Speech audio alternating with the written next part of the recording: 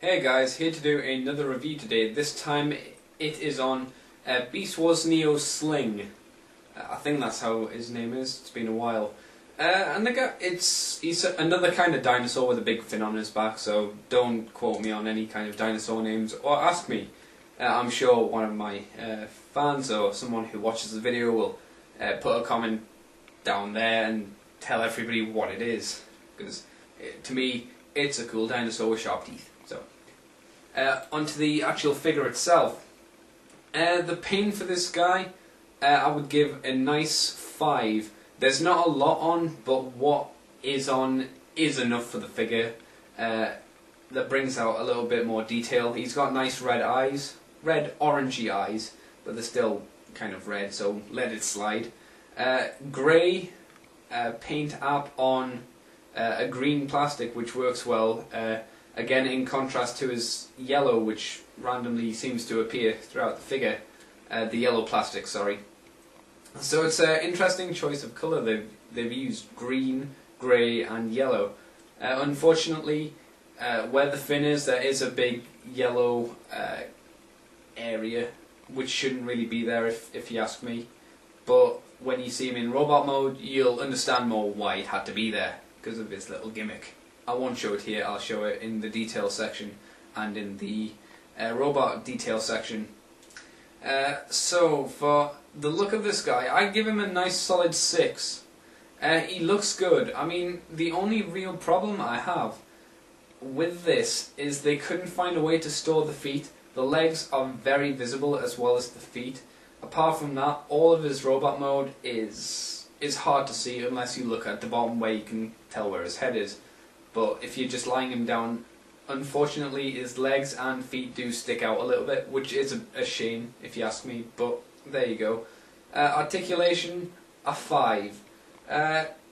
One of his features, his special features on the box, because all the Japanese boxes have like what makes this figure special from others, like Big Convoys was his giant cannon flipping forward and his matrix in his chest. For this guy, it's a trap in his fin, which I'll show you in the detail section, and a posable head, but it's not really that posable.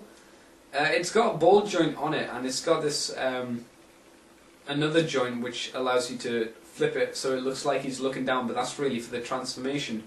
But you can twist it all the way around. I mean, it's not bad, but it's nothing at all special that like they make it out to be.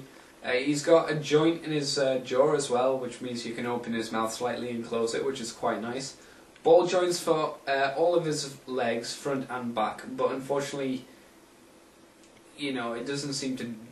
Well, when you move them, it unbalances him when he's in this mode, so there's no point in doing it at all. And that's about it for the articulation. The fun, I would again say about a 6. Because he is another dinosaur. Dinosaurs are always fun to play with. And he's got cool little sharp teeth. So yeah. Moving on to the detail section now, so I'll see you for that in a moment. Okay, so here is Sling in his beast mode. And as you can see, he has a similar kind of styling to any kind of lizard transformer that you can buy. This nice scaling effect's been used across his entire body, though it's harder to pick up. It's a lot more detailed here. There's a lot more scales here compared to around this area, where it seems that it's been dulled down a lot, especially around the back as well. There's not quite as much scaling, but it's still nice. The scales work well around the entire area, and of course around this bit, if you can pick it out, you get these slightly lumpier scales as well. Don't know why, but who knows. I dislike the pattern they use around here, because obviously I guess the scales would come down here, but for some reason they've used a different kind of moulding effect, which is very strange if you ask me. The teeth are nicely crafted as well, which is good. And of course this bit looks a bit boring, but you know, that comes with a price of the gimmick that he comes with. And we'll just have a quick spin round. Won't spend much time on this guy because he's not desperately impressive. This is his special gimmick, his trap mode or dead mode, as a lot of the characters have. What you do for the dead mode, you stick the limbs out if you can. His back legs are always a bit awkward, then knock his head down like that, and you open him up. So he looks effectively like he's been killed or offed, like a dinosaur.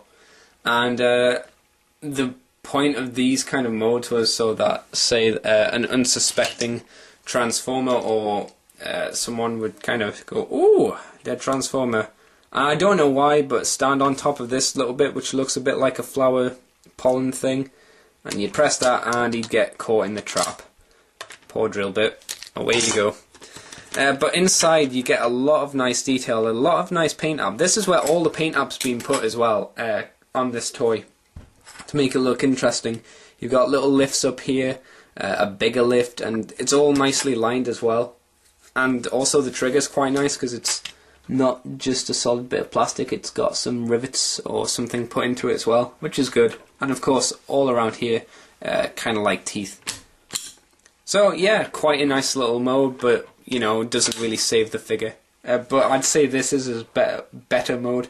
His robot mode unfortunately doesn't do him too well. So we'll get onto the robot mode now.